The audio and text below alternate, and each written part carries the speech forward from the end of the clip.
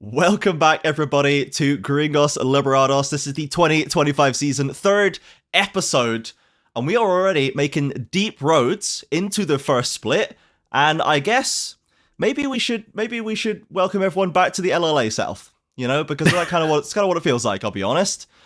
The LTA South went through a bit of a reversal, bit of an upheaval that was brewing last week and has fully realized itself this week. LLA on top, Brazil in the dirt. What a disaster for the CVLOL fans. My name is Trajan. RMC is with me in 404 as usual. Now, let's just get some first initial thoughts about this. RMC, Leviathan and Isurus absolutely dog-walked the region of Brazil this week. How are we feeling about that? You know what? Titan was saying that, a lot of pundits were perhaps putting the LLA teams too highly. Well, apparently not. That's what he said, yeah. Yeah, the cleaner version of what he said. Gave us a great copy pasta, though. He did. Yeah, he did. And you know what? Ancestral, I think, was not a surprise to me, but Leviathan, my goodness, I'm actually so impressed. Going to the tiebreaker, I honestly actually thought Leviathan might take it. They looked, I felt like, better in their series or cleaner than Ancestral did. But the fact that both of them are on top doesn't surprise me as much as perhaps as it would have back in week one. For sure. I think Leviathan has a little bit more of almost like a Furia versus Red kind of dynamic between Leviathan and Isurus Estral, where Isurus Estral, you're right, I don't think their games look as good when they win, but they do get those wins. They all get the wins, like when they need the wins. And Leviathan... I also thought they faced stiffer opposition this week. I thought Red looked better than Pain did. Or rather, they They threw more at Isurus Estro and forced them into more uncomfortable situations. They were a bigger chaos engine than Pain. They didn't have anyone just I feel like straight up sprint it. Well, they're definitely a bigger chaos engine than Pain, for sure. That's definitely objectively true about Red. And they do throw a lot at the wall and see what sticks. They're very mechanically skilled. I don't know if I'd call them tougher competition just yet. I don't know if I'd go that far. But I had a massive bone to pick with Red and how they played, so it felt like this week they were. They're not a better team than Pain. Yeah, we'll get into that in a little bit later. But for Leviathan, I compare them to Furia because when they win and when they're playing well, they looked so buttoned up and so in control of the map. They looked like they had a great game plan and executed on it really cleanly. And a lot of Estral's wins got into the trenches a little bit, and they had to kind of pull their way out, which they absolutely did. But Leviathan, they are just maybe the biggest reversal of expectations that we've ever seen in the region, south of Central America, in maybe the history of ever. I don't know enough about LLA's deep past, but literally no one thinks this team will do anything at all into takes out Pain, takes out VKS. Excuse me. Yeah, and if anything, actually, I thought the Leviathan was reminding me a bit of VKS last year. And I wonder how much of that is prods. Because we know Pro Delta was the primary shot caller for VKS last year. Maybe VKS is a better comparison than Fury, actually, yeah. Maybe that is a better comparison. But last year's VKS. You've got a really strong bot lane, Sayo is stepping up huge. And then, last year in VKS, it was Gigo in the top lane, who was the massive carry, while they had a stable mid lane. And Leviathan's more Zothby's doing well for himself up top. He's actually winning more lanes than I thought he would. But it's Cody in the mid lane who's really popping off and carrying. But it's the same concept, right? Where we've got bot lane carry plus one other carry plus a stable lane. Yeah, plus stability, exactly. Yeah, and then really good shot calling, really clean, generally pretty clean macro. Yeah, it just feels like how VKS felt last year. And I'm just thinking hey, the only commonality between the two, it's Pro Delta. It's Pro Delta, man. Pro Delta from Pain to VKS to Leviathan, second all three times, It's just the new Silver Surfer in the region. It's Pro Delta. Holy crap. Unfortunately. But, would we all rather come second 3 times in a row than third and then fifth and eighth? You know what I mean? I'll take second more than... You're asking the wrong person, mate. Well, Pain fans have suffered too long that way. I shouldn't ask the Pain fan about the silver medal. No, it's my bad. But absolutely insane stuff, right? Very, very insane stuff. And such a refreshing way for this split to play out compared to everyone thought, well, LLA's going to merge in, they're going to get walked on, and they'll like, some of them will integrate, we'll get some of them, right? We know who Hermanos is, like, there's some good players there, but they'll probably just kind of settle into the bottom, and then Brazil will keep being Brazil. And that's just not at all what's going on here. It's very much not what's going on here. And Brazil has now been slapped in the face and needs to wake up and remind everybody why they were so excited, you know, and how they beat R7 and how they've been outperforming them and all this stuff that we were so confident in that has now been undermined somewhat by this first outing. Yeah, and because of that, Trajan, you know, you gave us some homework to do over the weekend, after the weekend there. So, you know, I obediently did my homework. Thank here's you. my LLA apology form. Good job, RMC. Thank you for submitting. He ticked everything except has never watched an LLA game, which is probably the best response. That's probably the most based response you could have, because you took us seriously, very based. You are a biased CBLOL fan, also very based. R/LOL. Oh, is that bias? I thought it said base. I misread that. So it's both. You know, it is. If you have to say you're based, are you actually based? That's true. I didn't say it. I just ticked the box. I just ticked the box, man. I don't know. But no, you're a biased CBLOL fan. We all did blame. We can now blame R7 for losing to Pain, because evidently the rest of LLA is cracked to beyond belief.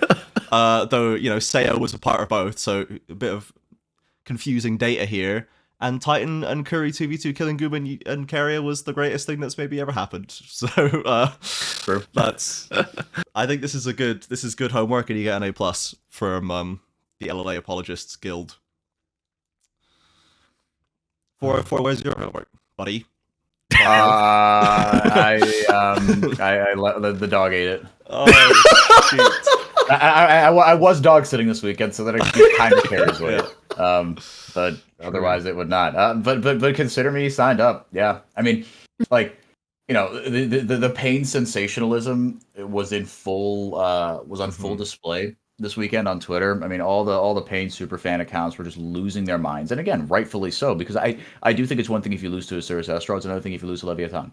Like, that's just a fact, right? Because I mean, we talk about, I've called IE the LATAM super friends, right? And then, like, it's the most consistent, best historic bot lane in LATAM, and then Jose Deodo, their prodigal son, right? Their GOAT.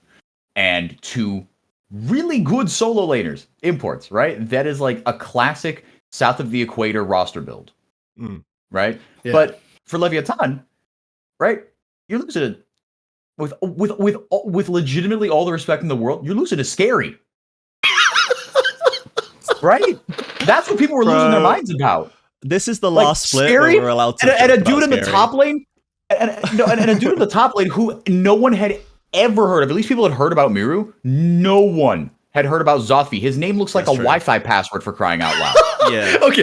In Zothvi's defense, I thought we rag on him a lot. He actually did well in the opening split, or split one, of the LA last year. It's just I'm sure he did, but the point is, no one knew. What's his peak result in the LA? Was it 4th? He won. Did he? Or did the rest of the players that came into no, like for MSI 2024, going into that with Jose Deodo, Cody, Snaker Ackerman, Zothvi was actually the best top laner in their opening split, and he was like a decent part of it. But his closing split was really bad, and that was why I was just like, oh, it was kind of a flash in the pan, and I thought it was going to be like, oh, okay, fair enough. He did well once, and that was kind of it. Mm-hmm. So, yeah, but it felt like it was like the B tier of, like, it wasn't even, it didn't even feel like it was like the best of the rest, right? It felt like it was like just like some other dudes, and like and to be fair to Leviathan, if you're not like they're not our guest team, right? They're a partner team, so you can take more roster risks, or you can take a more long-term approach, right? And I imagine that's what they did, because their spot is secured. Whereas if you're a Cirrus Astral, you go, oh no, we might lose our spot to Kaboom next year. We can't take any chances. How's this coming for you, Miryu? How's this coming? How's the Tuno Revenge Tour is starting swift. That would be so cool, actually. Right. So, I accept that we can still joke about Scary, but after split 1, we can't joke about him anymore, I fear. No. Because now he's just good. He's just good. Yeah. He's not even only good in a specific way. He's just really good. He's just a legitimately good jungler. Yeah, it's not just vibes anymore. His mechanics, dude. He's outsmited Karaoke 3 times that series. Three, Yeah, four and times? Karaoke's That like series? the smite guy. He's like the steal guy in this region. Is Karaoke? That's like one of the things that he does a lot. Is steal objectives, but. Scary's he's just in there, man, and he's played like Ivern and Zyra and like a bruiser like Wukong or something, and he's got the full range, he's got the pool depth, he's got the stylistic depth, he's got the vibes, he's always had the vibes, and now he's like meshing really really well with this roster, 3 of the players of whom he's just never even met before, like this year probably. So okay, cool. Brazilian junglers. We fixed Brazilian jungle, everybody. Poggers. You know, we may have transferred the problem to a different lane. I'm sure we'll let RMC speak on that later on. Yeah. But very, very good, very, very exciting start. Obviously, Brazil has some work to do, but LLA fans could be jumping for joy because they were the most shafted, you know, in this situation. It's like them and, you know, a couple of the Pacific regions that got majorly shafted by this move because their league got taken away. But they've come in here, and now they're the benchmark. So they have all the right to be as smug as they want for at least a few months. Enjoy it, folks. At least we got some Brazilians up there. I mean, Scary and Pro Delta. Yes, Vaughn, if we're you still want to present. coaching staff. We're still present in the. We're also there, which is cool. So right, let's talk about these games in a little bit more detail. Leviathan and Pain. First off, top of the bracket there, 2-1. So Pain did not fall over dead with no noise. They did take a game. We'll get to, you know, game 3 was an issue, but Pain got exposed, in my opinion, in many of the ways that I think that they were exposed at Worlds, largely through the jungle position. That was my biggest problem with Pain at Worlds, was Karaoke, and I think Karaoke did not have a good series, and it kind of got worse as it went on. Well, I wouldn't say, to me, it's more Dinkido than Karaoke, even. Because even in the first game, what they lost, I thought his Skarner was fine.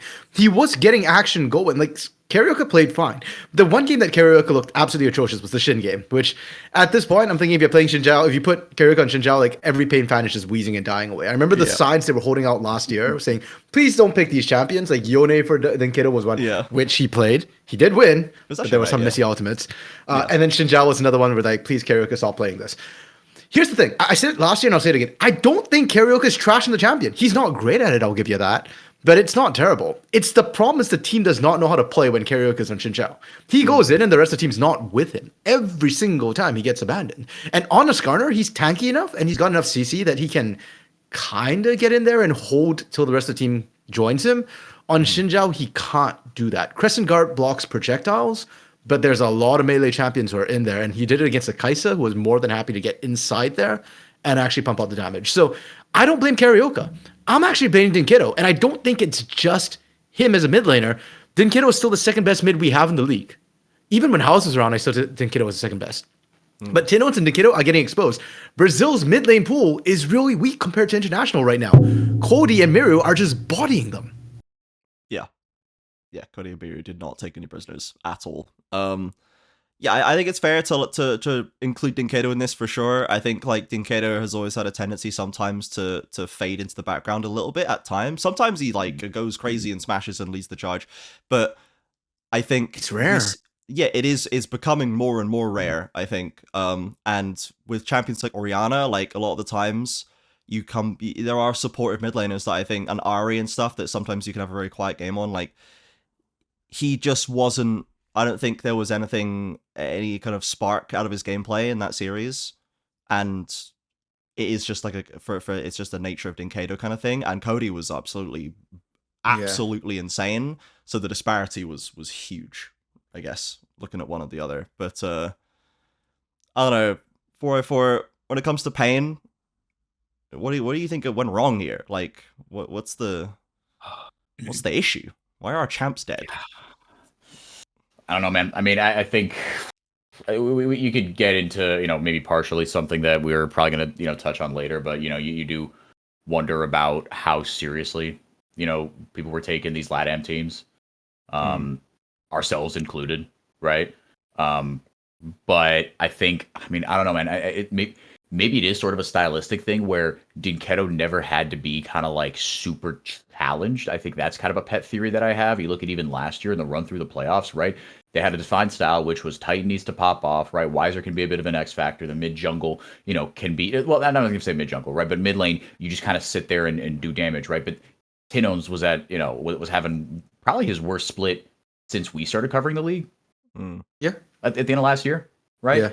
And then he had to go up against, Leleko, who we all identified as the weak point on VKS as well, right? Grevthar is not someone who can take over a game, right? So all the mid laners he kind of had to run through, he didn't have to kind of like, he didn't have to face down someone trying to like, someone comes up to him with the ball and just Euro steps him, right? So I think that had something to do with it, that this is the first time that he was legitimately like, oh snap, like I got to go against someone who like is the centerpiece and kind of the focus of the opposing team.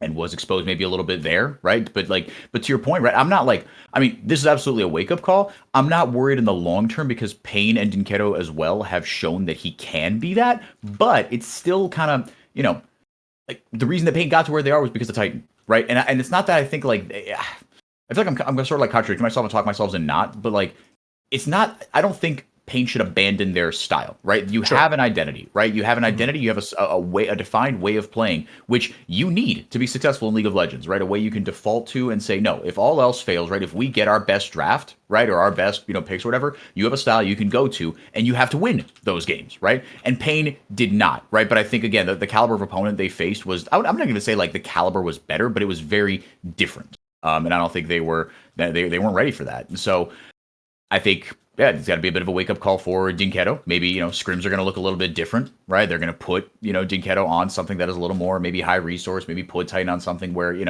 if he, you not like, I don't know, something like this where we don't have to like win lane, right, necessarily. So I think we're going to see a few different looks out of Pain because I do think they need to be more well-rounded now. Just to kind of follow up on that as well, because for you're talking about fact, like they don't have to change their style. I agree. I think they lost to Leviathan. Sure, Karaoke and Dinketo were the worst performers, but the reason why they lost, I feel like, was actually the bot lane. If they played up to their usual standard, I think they could have won. Like, especially that game one. It was so close. And I kind of blame Titan and Curry. Like, Curry's at least looked bad, frankly. Like, he did not know the limits of that champion by any means. But even Titan on the Caitlyn. Right, like his positioning was actually really sus in lane. Caitlyn's one of the longest range champions in the game, especially early on. Like Triss doesn't have her passive kicking yet, but Titan lost lane to a Corki on that Caitlyn. It's like, why are you even? How is Corki even trading with you, brother? Like Caitlyn should be like all the way back there. Like she should be back in Arcane Season 1 when you're in Arcane Season 3, and Titan's just in his face right now. It's like, what are we doing? Same thing in Game 3 when Titan was playing Tristana. He was rocket jumping to turrets. He was disrespecting Kai'Sa burst. It's like, hello, Titan. Those were winnable games, and that shocked me too when people were like, "Oh, Titan was the best performing AD carry this week." I'm sorry, friends. Like maybe it's a hot take. I don't think he was even close. I think Titan underperformed significantly, same as Curry.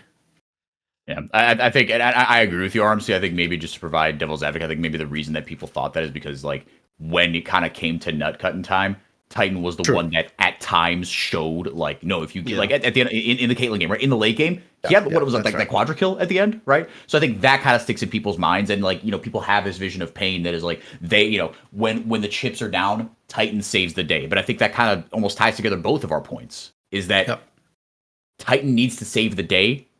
He didn't, but he shouldn't have even been put in a position like you told me off air. I think you kind of nailed it. There shouldn't have been a position where he needed to save the day. And is the Titan over reliance coming to bear right now? Yeah, I don't think he really had to do that as much last year on Pain. And this was a series where we got used to seeing Red Canid's Titan die by overextending himself in a play. True. And in these fights, in this series versus Leviathan, there were a lot more times where it just felt like he was kind of just getting caught like another AD carry would. Like, he wasn't like diving in and making the bad judgment that he could win those.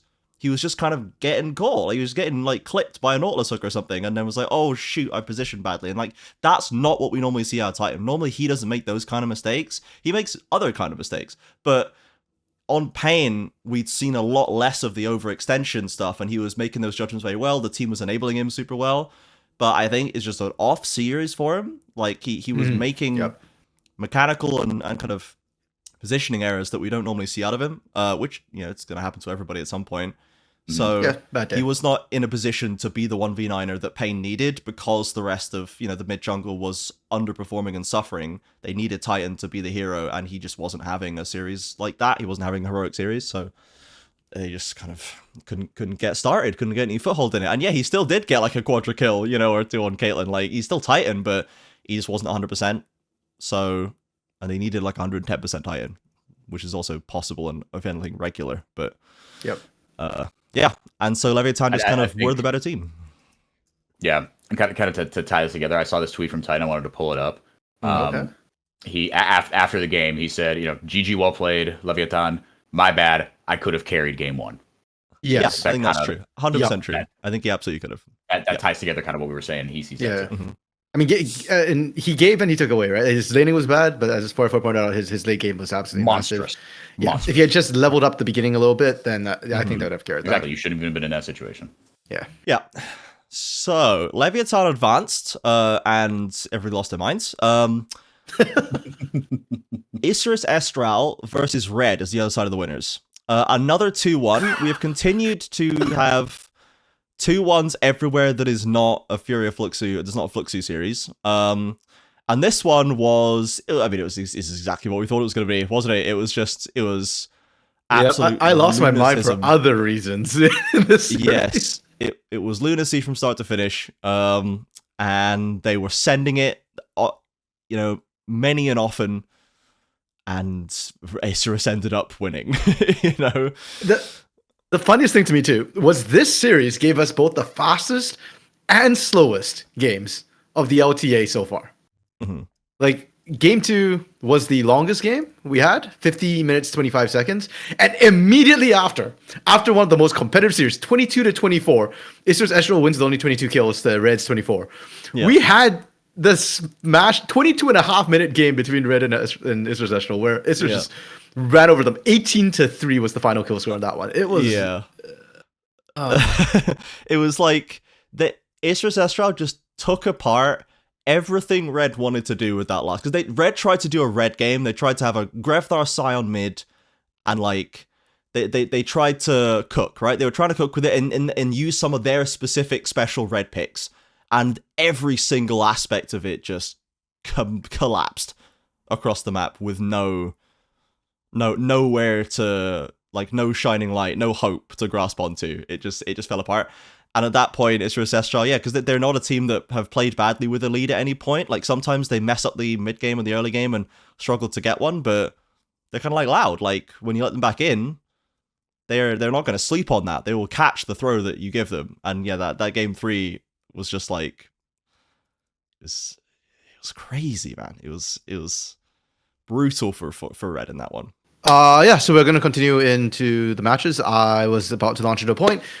So game 3, what absolutely drove me nuts too was the fact. So Red started with a lane swap. They went, okay, no, we should start with the draft.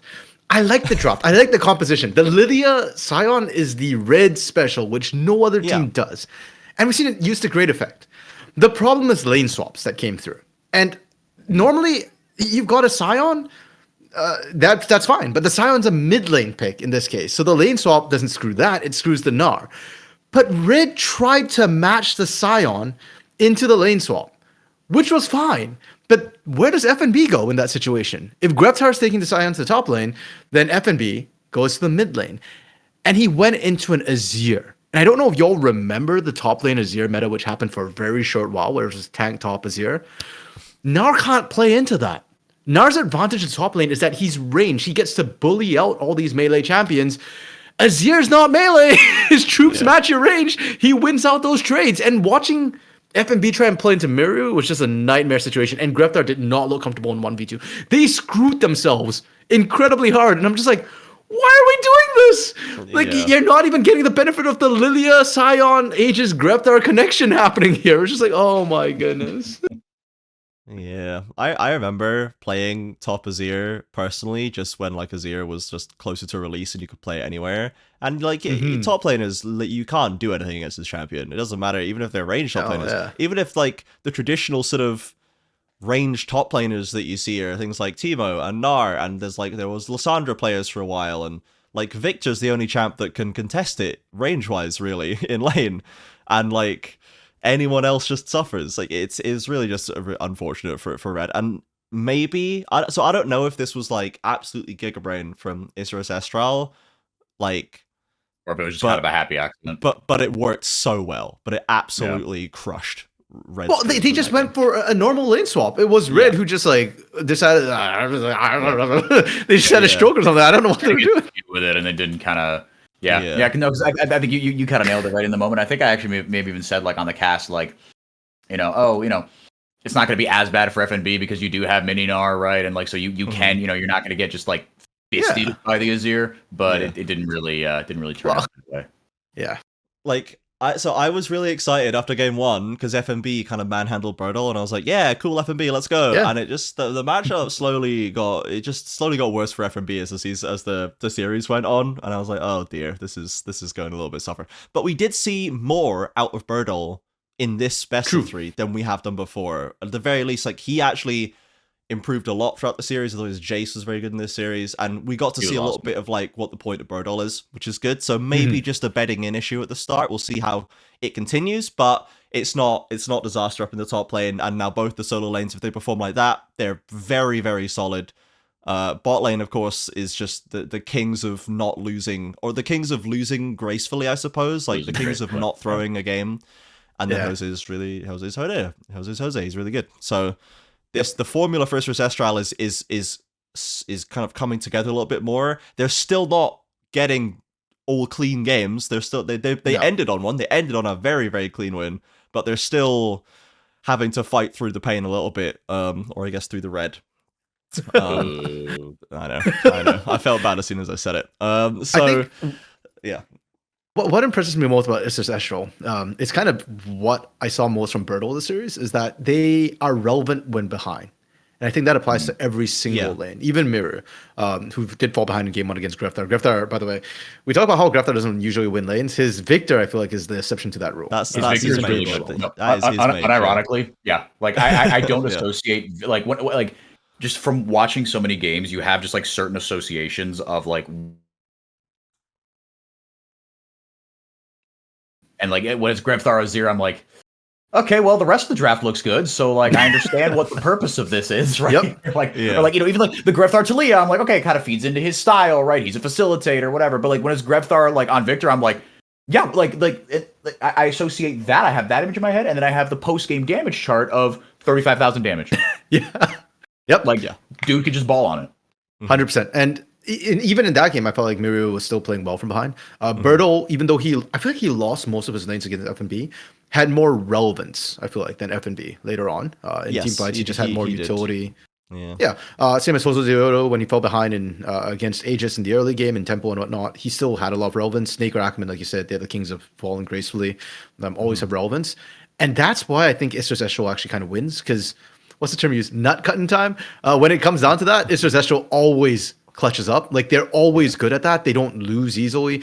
They can be behind and they'll have relevance. And I think that's something that I feel like is absent from a lot of CB low teams. A lot of the teams, when they're ahead, they've got that energy, great. But what happens when you're behind? I think only Loud has traditionally shown us that they will come back in the late game, even when they're behind. Which is what Isrus Estral is kind of showing us, regardless in every single situation. And they know how to close out as well. And they've got an early game. So them being the top seed from LTA South, I think, is very well deserved from what I've seen so far. Yeah. It's pretty good. So no notes. They're just a really good, solid team. And I think they've kind of taken the man's. And again, look, small sample size warning, fire the klaxon or whatever. With a lot of this discussion, we have to see. But I am looking forward to the rest of the splits, because I mean, just one, from the giant wake up call that these Brazilian teams got, but two, like not even to their own, it's not even your own homie. It is, the hermanos next door, right? They came in and but they came in with kind of like, nothing to lose, right? Like if I'm being honest right now, like even in our I mean, yes, it's because we are like biased CBLOL fans and we love the Brazilian region and we have such an association and affinity with these teams for so long. Like, it's a bit of a mea culpa here. The LATAM teams, to me, were a bit of an afterthought. Yeah. It was like, okay, I have to like know about them and watch their games and like, study up on them. But like the storylines and the stuff that I kind of care about the most involve nothing of these two teams. Like, not really, right? They're almost like a foil, right? They're there for kind of a different purpose than to be a main character. But they are absolutely the main character. You can call them a heel if you want, but they are absolutely main characters now. And honestly, like, and it adds so much more depth to the league, right? And also seeing like the Isurus Estral fans there in person in the arena in São Paulo, right? Kind of jawing with the Red fans and stuff. Mwah, chef's kiss, man. I'm this is not the timeline I expected. This is not, if I'm going to be honest, the timeline I wanted. But in many ways, I think it could, even if you are just a selfish CBLOL fan, right? And you want the Brazilian teams to do well, right? You've got to look at this as a wake up call, right? Yeah. But otherwise, even if you're just a neutral, oh my goodness, this story just got so much sicker. Yeah. This is the season, like the next season of the anime, where we've done a shock pivot away from Titan as the main character, and now Prods is the main character. And how that lands, we'll see how that lands, we'll see how it plays out, and we might end up, as you say, R404, it might end up being a foil for us to return to Titan in some way, or, we'll see who rises up there. But right now, I kind of think Prods is the main character of the region somehow, which is crazy. So love to see that for sure. And if you're a Brazilian fan, thank God there are 2 Brazilians on this Leviathan. Yeah, man, like we've got some presence. We've got some stake in this, though. And it's almost like 2 ends of the spectrum. And again, we know we can't keep making the scary jokes, but like there's Pro Delta, right? Like, an MVP and like the face of like 2 franchises for different reasons, right? And like has been at the center or tangentially involved in almost every single storyline in CBLOL for since he's gotten into the league. And even when he wasn't in the league. Right? He was a part of this storyline. And then you've got Scary, who's just like, if you want to talk about an anime character, he's almost like the comic relief. And then he goes through like some incidental training arc that you don't see off screen. Like you only see the training arc in a flashback. He shows up and he's like for in One Piece, right? Everyone's expecting, okay, Usopp is gonna get this big power up in the Elbaf arc right now. And but he's just been like the comic relief, and so everyone, or like when he showed up in freaking Impel Down, right? And it's like, oh my god, it's Sogeking, exactly. Oh my god, who is this guy, right? And he fires the thing into the flag of the world government. Everyone loses their minds, and he's their favorite character, right? That's what Scary's on right now. Yeah, like I hope he maintains it though. And not exactly. Because Usopp fell into obscurity for like a long time, and like he became a very frustrating character in some of these arcs. But when we call Scary the vibes guy, like we are being a bit tongue in cheek there. Like there is real value to him, even in that sense. But we're doing it in kind of a funny way. Like we're still talking about him as like a little bit of a jokey joke at the guy. But now. He is like, he was like the side character and the comic relief that has now been handed the torch, and we have to see what he does with it. So very, very excited to see how that goes. Let's quickly touch on the Isurus Estral Leviathan tiebreaker just for completion, and then we'll go into the lower bracket. So this was the 1-0 IE, did get the win over Leviathan. What are your takeaways from this game in terms of how they matched up against each other? Both of them, certainly Leviathan, absolutely, and in some ways IE as well, kind of bucked expectations. IE ended up the winner, so like not the clean one, not the one that got maybe the most impressive, shiniest wins, but they ended up still getting the win when it counted. So RMC, what are your thoughts on how these two teams actually matched up at the end of it all? I mean, it's exactly what we expected, right? Leviathan, I think, had a good game plan going into it. I really love the Pro Delta Blitzcrank, always have. I thought it fit well, but Isurus Estral just clutches up better. And even though they were like kind of, they lost the early game. Like Prods was just running the map. Scary was everywhere. Exactly. Yeah, and then Isurus Estral, but they clutch up when they need to, right? They managed to get their tanks into the position to eat all the hooks to make sure that they, even if they did go down, which they didn't towards the end, those tanks were soaking up everything, and that gave Miryu the space, that gave Snaker the space, Jose Deodo the space to really punish all those engages which come through. And that's exactly the story of these teams, right? Leviathan seems to have the better macro, but Isurus Estral is clutching up, and at the end of the day, I think clutch matters more, especially in a best of one situation like this. It literally is all about the clutch and who can come in towards the end. Yeah. Yeah, no real notes for me. I mean, you saw like the best version of, well, not maybe not the best version of Asurus Estral, but like it's almost loud-esque in some ways, right? Where you Yeah. can kind of get blitzed in the early game a little bit, but still like Literally. have enough. Because like the term that comes to mind for Asurus Estral is like for me what I kind of associate them with is experience and like metal, Sure. veteran presence, right? Everyone except even Miro. Again, he has played tier 1, but he's the least experienced kind of these guys and have like, gone to international tournaments the least amount of times, right? Bertle, I guess, has never been to an international tournament, I don't think. I think he went as a sub for Gen G once, I think. So he might have been there, but he didn't. I don't think he did. Right. I think he played a game or two. Played a like game, he had but- some stage so- time, but He He's could been have in gotten the a scrim skin. blocks, you know what I mean? Like he's been around. yeah. Yeah, but like but it is kind of loud E in that way, right? Their hands are good enough, but like what's impressive again, like from both these teams is like we can't overlook the amount of time these guys have been playing together, right? Mhm. It's almost zero, right? And compared to some of these Brazilian rosters, it basically is zero. Yeah. Yeah, no, but I mean, you're showing good versatility as well, right? You saw Bertle on the tank Jace during the day, and then in this best of one, you saw Miru on the not tank Jace, right? They have, as long as Jace stays in the meta, that's a real weapon that they have, Yeah. right? And in we've seen a lot of dive comps come in, right? And it's shown Bertle playing the Poppy as well, right? Dive is something that teams are willing to bust out, right? I don't think we've seen Galio Camille, but like that's definitely a possibility I could see coming back. I mean, that could be a red comp for sure. Like, it has that been in the has past. red all over it, right? That has red, or even you can see that for Furia, right? With Yeah, Kigo and because Cut Gigo's the Camille doing guy, that exactly, right? But like if you have these sorts of compositions, and I see a little more versatility with them, right? The Jose Deodo has been on, his champion pool is massive, right? And as we get deeper into Fearless, that bodes really well. I have nothing but high praise for Asurus Estral, man. They've come in, they've blown the doors off. They've been absolutely awesome. Yeah. I had to hold my hands up and say I didn't think this was a way you could build rosters anymore. I was wrong. They did, and they won. So Turns out, what do I know? And yeah, this game really was just a microcosm of both of these teams' strengths. Leviathan, super clean game plan, early, really well executed. And then we just got to one fight around the Herald Pit, I think it was, where they just showed a little bit of that like immaturity as players, a little bit of inexperience, a little bit of confusion came in. Pro Delta gets caught in the wrong spot, and then they lose control of the whole game. And Asurus Estral goes, well, you've given us the window, kicks the door in, and they know how to win the game from there. They just know how to do it. So yeah, it was pretty cool to see, and it was quite a nice cap to that upper bracket story with Asurus Estral taking the first seed, Leviathan taking the second. Now, lower bracket time.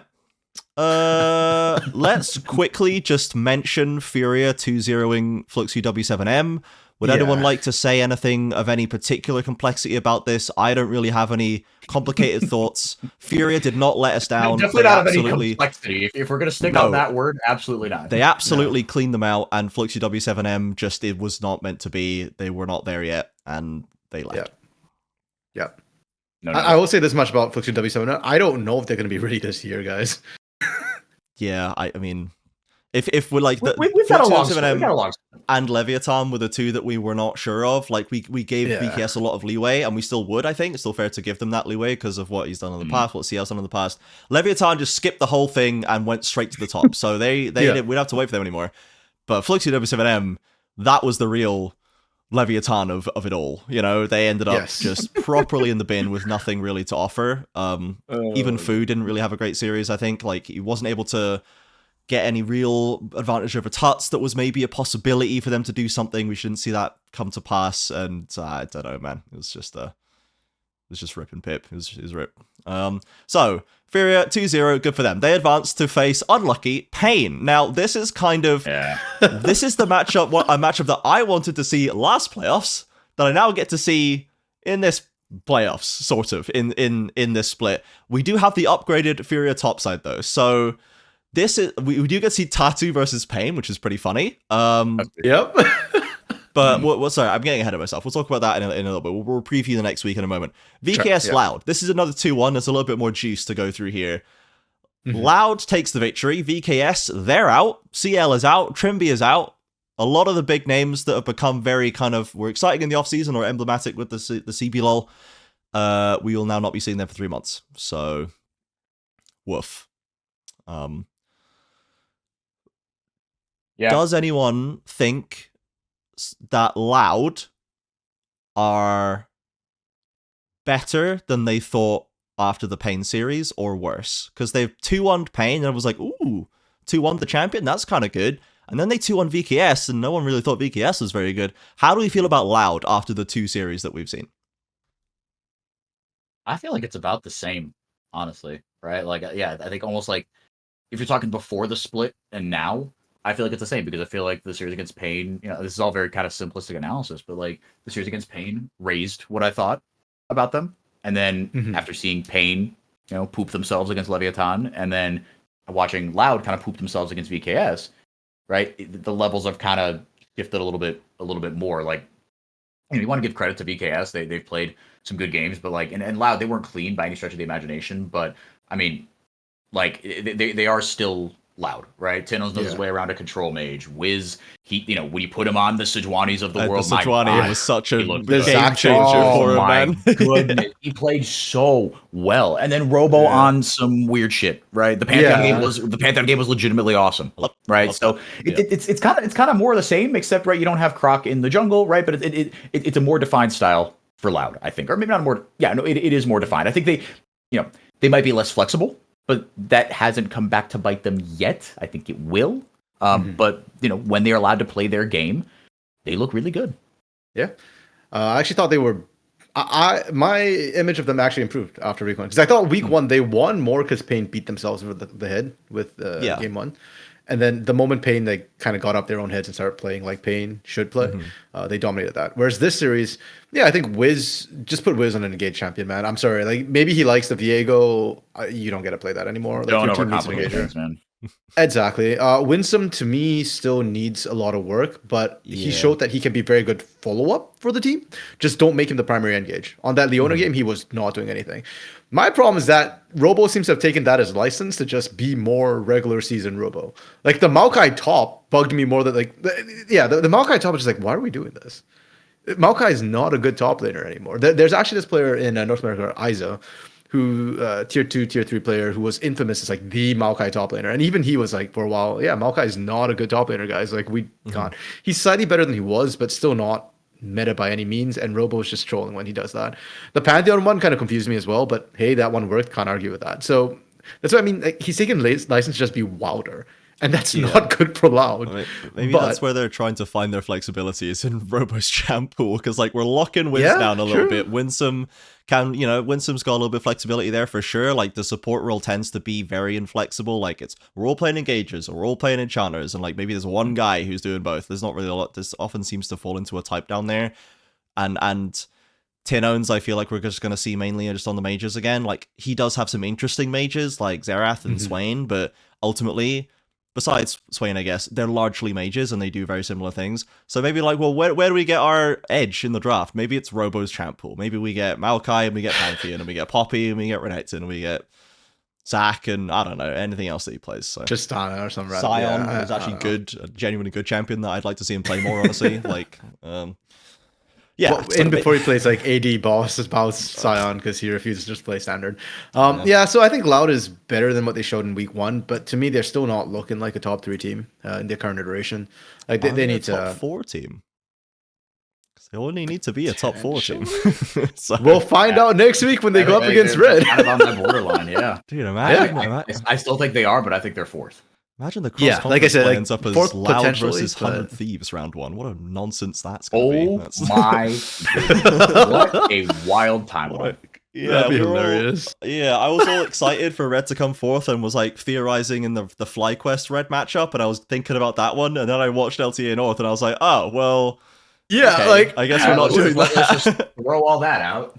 we thought LTA South had an upset. LTA North was having upsets. So the grand lesson is the bracket is still going to shake out how we thought. We're still going to get the same matchups. Kind of. Yeah, they just flipped. Yeah, we just flipped both sides, so it's still. I literally was like tweeting like, oh, as soon as I saw TL lose, it's like, hey, maybe Pain's big braining this. They're trying to dodge bullets, and then Fly lost as well, and I was like they actually dodged. It's fine, guys. It's fine.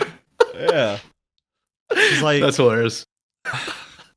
Yeah, man. Pain doesn't want to play Fly. That's a bad matchup, man. The jungle matchup is not good in that series. But anyway, body. So Loud advances. VKS are done so. We'll see what comes out this VKS roster after the training, right? CL did the classic kind of as we expected. Like, yeah, that was our bad. You know, we'll see you guys in 3 months. We're gonna go and work hard, and that's what we assume they will all do. So looking forward to see what they can do after 3 months. But I will say though, the Kate Stars fandom did not take the loss easy, and I think for CL, his popularity. What freaking Kissy tweeted.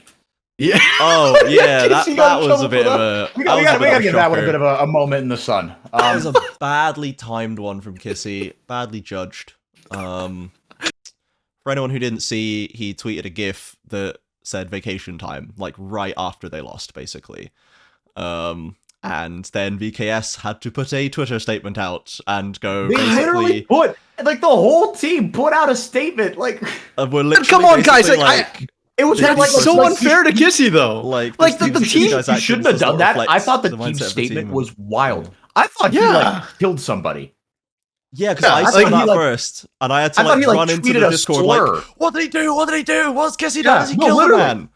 Yeah, exactly. I thought he said the N-word or something. Bro, he tweeted a bad GIF. Like the thing too is like the Kate Stars vibe. Yeah, that's their culture now. Yeah, like CL does worse tweets all the time, and it's just like, okay, look, I get that it again, right? Like none of us are saying it was the best tweet to tweet, but at the same time, like, yeah, come on, man, like there was no warning. Y'all have done this all the time. Like, I would have told him to take it down, but I wouldn't have done anything else. I would have said, yeah, take that down, mate. That's not good timing. People are getting pretty mad about it. Like, let's just take the heat off and let's not do this. Yeah, like, yeah. So, but not issue a team-wide statement and punishment. Like there'll be appropriate punishment for Kissy. I was like, bro, what? Kissy was crazy. That was tough for Kissy. So he got the backhand from VKS for that one. The other thing too is that again, this is supposed to be a 5-year program, guys, and Coach CL had to basically reset in year 2 because they lost Gigo and the mid lane rotating door thing. The original idea was did we have that basically confirmed that Gigo was basically stolen as opposed to they were we don't need Gigo for this No, CL has mentioned that Gigo was part of the 5-year program, and they didn't drop him because he wasn't trying hard enough. Which has been a concern with Gigo in the past on the red roster. People are saying that he tends to to slack off when he's doing well. Coach CL has confirmed that was not why they ended up losing them. Fury just dropped a bag. Yeah, exactly. So Bull, I believe what we were told was that Bull was supposed to be the training partner for Gigo for laning purposes more than anything else. And that's why he was sort of the sub. And then they couldn't get a top laner, so Bull's now the starting top laner. Yeah. Which, by the way, I don't think Bull has been terrible. I think his champion was somewhat limited, and he's not great on weak side. Yeah, he's still Bull. I feel like we have said that exact thing about Bull every time. Years. He's just every time he shows up in CBLOL, we're like, oh, it's Bull. Yeah, he's fine. Yeah. But the fans, I think, were spoiled last year because Smalley popped off, and they're expecting Kate Stars to get some. I do think that this is probably the best environment he could have been put into because I don't think that CL is going to ditch him after a split. I think CL's even going to ditch him after a year. I think he's going to get dropped after a year. I think he will, but I think CL will if there's any coach and any org and any sort of environment that wouldn't, it's probably here. He dropped Smalley, bro. He dropped Bronze. Well, this is. But again, was that him dropping him, or was that he was allowed to look for other offers, right? It wasn't that he was dropped. Smalley's in academy right now. He was always going. Yeah, but he was supposed to be on Fluxu, and then there was the W7M debacle. He had a spot.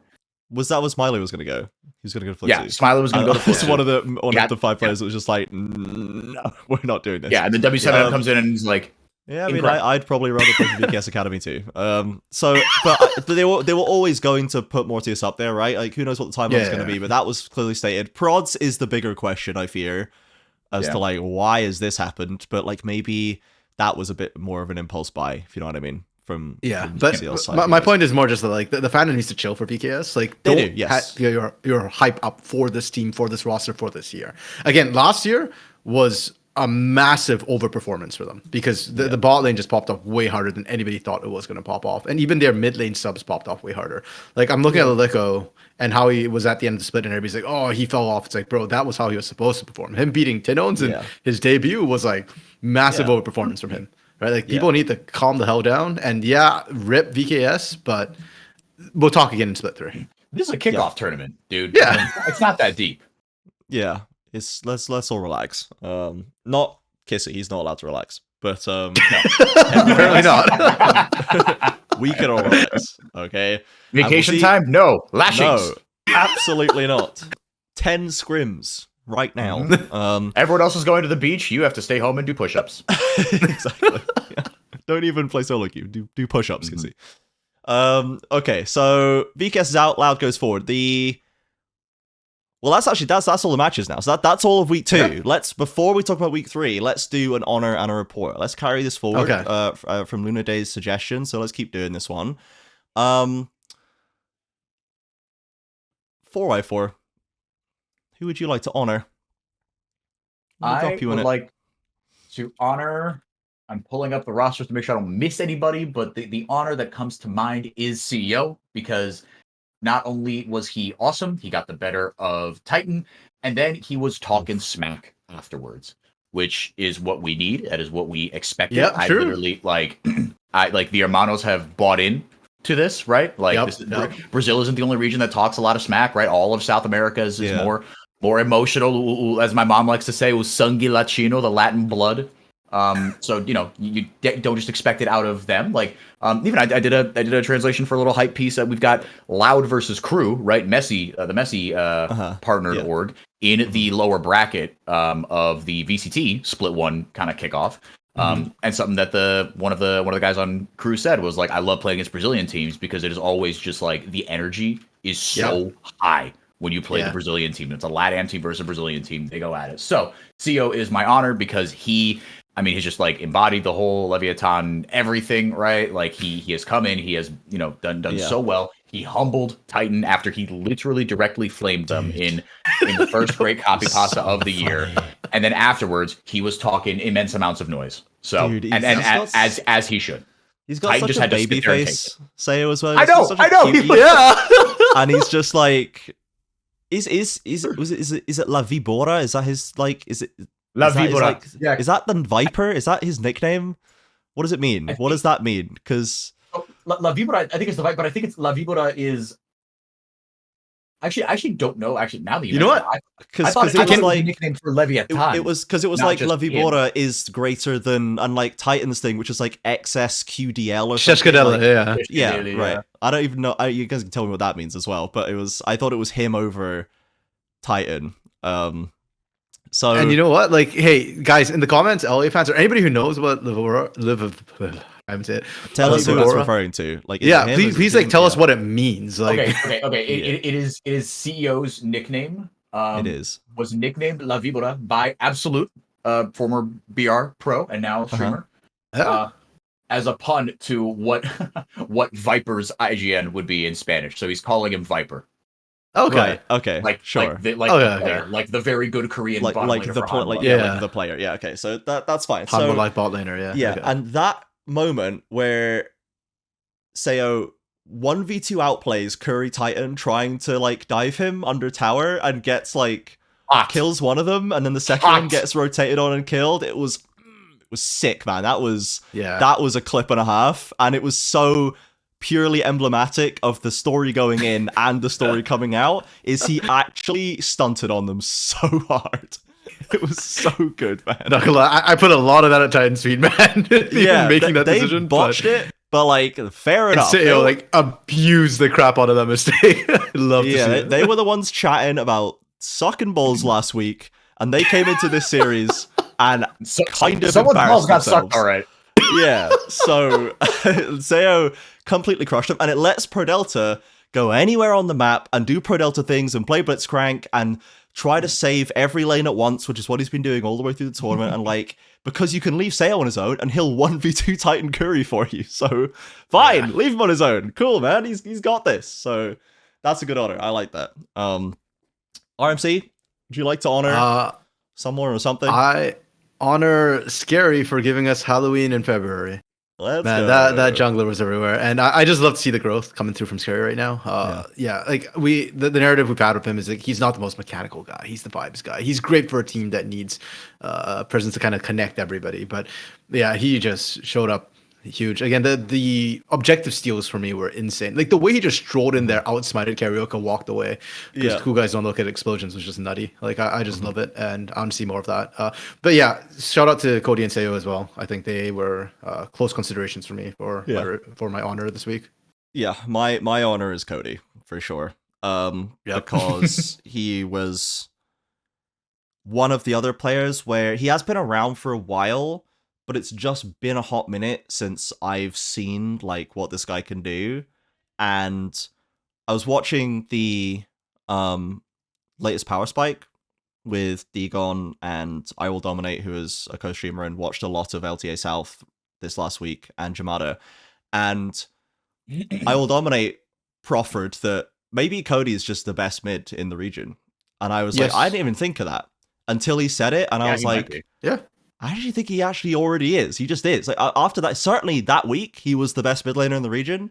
And considering week 1 and week 2 on balance, I think he might just be the best mid in LTA South after 2 weeks. I mean, to be fair, his only competition feels like it's Miru. Yeah, it's tough, man.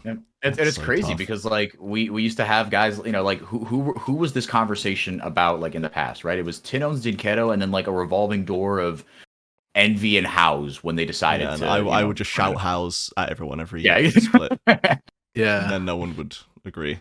But and we lost before that. There was like just Dinketo and Tino's, right? And then it's like, how good is Kissy gonna be, right? Tuts, where did he go? Yeah, I mean, there was a shout out to Takui for when he played that little bit. There was Goku before franchising. It's kind of just him. So I think for just now, sit here in silence, like oh shit, with current data sets available, I think he's just the best mid laner. So I hate saying it, unbelievable, but I Will Dominate was right. Hurts us all. Hurts us all to admit it. But... You know what? We should stop importing Korean top laners. We need to start importing Korean mid laners. Yes, please. Someone said I say, as we remember, what was it, Yuri and Lava? Yuri's the one I was thinking of in my head. Ooh. Yeah. We've had some tries. Second that one time. Right, so reports. We've been kind to all. Let's be mean. Let's be mean to everybody. 4i4. Can you unload some hater energy on us all? Who would you like to? Who would you like? I hate. I mean, you can't not say Dinketo, right? And like, I would have said this, you know, even if you would have picked me last, and I would have had to go, you know, after you guys, and if you guys would have said Dinketo, I still would have said it. I mean, you can't just not show up like that. Like, I'm sorry, right? You are a good and experienced enough player who has done this for long enough to where the excuses aren't really there for you to just be absent when the rest of the team is falling apart around you. And like, you know, like if Titan, right, the early game doesn't go well for him, he shows up and monsters in a team fight, right? Like there are other players who they have bad beginnings or bad first games to a series, and then they show up and adapt. Dinketo was absent. You can't just not show up like that. Yeah. Pretty much. RMC? I can't even defend Pain. No. Like, I mean, Pain disappointed me horrifically. There's the Elise game from Curry. There's the Shinjao game from Karaoke. There's Dinketo's overall performance. Thankfully, I thought one team actually shot the bit harder. So I could actually not go after Pain. Thank goodness for that. I've got Red as my report. Their game 3. That I'm sorry, the lane swap just hard triggered me. Like, that I can tell, man. You got like wound up about that one. I was like super hard triggered by that random lane swap that did not need to happen. And look, I know Coelho was sick this weekend, so it's just Belsey. But God, like, we cannot go this crazy like this. This is, I think Red crapped the bit hardest. I report them for that game 3. Yeah, that's fair enough. I think. Yeah, I remember we got some good coach cams from Belzy, I think, in that series where he was looking frustrated. At the we also got an Aoshi walks out of the room cam during the Wild series. So my boy's back. He's in mid-season form. Dude, it's great. Even when they win, we still get Aoshi rage cams. I didn't even think, actually, when he walked out, I didn't even think that play was that bad to be. No, I didn't. It felt a little forced. Almost Yeah. like he knew the camera was on him, but whatever. Like to me, that's the reaction when they swapped Maokai to top lane. Yeah. Yeah. I'm trying to decide who I want to report because I initially was gonna say karaoke on Zin, but that's like I expected it to be awful and it was. So if anything, True. maybe I need to report the Pain draft coach. Maybe I need to. Do they have a draft coach? Maybe I need to report the Pain coaching stuff for picking karaoke Zin once again. But True. I won't do that. I am actually gonna report. I'm actually gonna report Titan. I'm actually gonna report Titan for flubbing so hard after talking so big. And it's really funny, and I am glad that he did, and I hope that he does it again. But that doesn't mean you don't get a report for that series. That doesn't mean you don't get a report for some of those deaths. That some of these Corki positionings, some of these Caitlyn positionings. You just you tried to disrespect them. You tried to disrespect them. So we received the report, we agreed with it, but we will not send him a chat restrict. No, we will not send him a chat restriction for this one. This isn't. Yeah, this is a. You just get the thing on your screen. Remember the summoner's code. Yeah, please remember the summoner's code, Titan. Oh dear. Okay, right. Week 3. We have one more week of domestic play. Where we finish up the lower bracket. We've got Red Loud, Pain Furia, and a tiebreaker. So Red Loud is one of the most Brazilian matchups we could have at this point. Both in players and in style. Now, Red or Loud, I should say, is stabilizing a bit, and they're starting to sort of clean up their act a little bit or solidify a style a bit more. Red is still very much solidified in their style. It's just that their style isn't very solid. So the last thing we saw these two teams do was Red dumping Loud out of 2024 Split 2 playoffs. Yep. Do we think they're going to do the same again? This is the hard one. I have no idea. I have no idea how the series is going to go. Like last time, I did the whole of the 4 outcomes, 2-0, 2-1, 1-2, 0-2. I think it's going to be X, 25% all the way through. No outcome of the series would surprise me. Yeah, I agree. I think it'll be a 2-1 with how. So they're very, very close, which normally means a 2-1. But I'm with 4-4 in that anything can happen in the series because Red's in it. And Red is absolutely nutty. And Robo's feeling himself right now, which also makes things really complicated. That's what I'm thinking about as well. The fact that Robo is we're getting the most distilled form of both Robo and Red. And it was in no particular direction, just forward. Yeah, because like FNB had got Robo's number by the end of last split, but I don't know if I would assume that he still does at this point. From what we've seen in this tournament, I don't know if I would give FNB like the advantage over Robo all 3 games or like 2 games for a clean win. There's definitely a wide open chance for Robo to actually like perform well in this series. And I think for me, that was always one of the big things where I was like, why doesn't Red just beat Loud every time? Why do they keep losing to them? They should win because the top diff is so massive. But like, it kind of feels like it isn't right now. So that's what's giving me a moment of pause as well. I was just thinking too, like Robo and Red just seemed like a match made in heaven. And I realized, wait, Robo did actually win on Red. I think it was his first or second championship was actually on a Red Raw. Was it? Yeah. Yeah, I think it was BRTT too, right? Oh dear. I think. Yeah. Yeah. Okay, it's a really tough one. Personally, I'm gonna give this one to Loud 2-1. And I'm gonna put it on the Koreans because I think Wiz and Root showed incredible play this week. And if you just Root's still that dude. The crazy that this is the first time we're talking about Root this podcast. True, actually, that's Zaya awesome, dude. Yeah. Like Bruncey's really good too. Don't get me wrong. I think Bruncey has been the best performer on Red, but Root is just hyper stable. And if you just put Wiz on an engaged champion, like if Lao don't troll their draft and give him like Wukong, Sejuani, Maokai, like things like that, I think Lao should take it over Aegis Graftar. The other problem with Red too is I feel like if the game goes long enough, Red will lose. They will just throw at some point. Yeah, this iteration of Red, the Titan Red you wait long enough and then they win. But this Red, you wait long enough and they lose. Like you wait long enough and they make a mistake that loses them the game. It's kind of a different issue. Like I think, and honestly, largely I think it's because if you put Bruncey in a high pressure situation too long, he will crack and make a big flub and get caught somewhere. Which is just, it's like the opposite of what Titan does. He's super good. He's an excellent laner. He's a great win condition carry, but like I think Titan's similar though. I think he is. So Titan, like, I see Titan used to throw games at 20 minutes, but he'll save it at 45 minutes. True, yeah. Brunsey, I think, wins the game at 20 and loses it at 45. Okay, yeah. I think Titan has more chance of making the crazy like late game savior play. Yeah, like Brunsey isn't a send it into 1v5 kind of guy normally. Like so, but I think Brunsey, I think he has been struggling a little bit when it gets really high pressure, and if you wait long enough, he'll make an error. And then Red can't win off the back of that. Like that drags Red down a lot.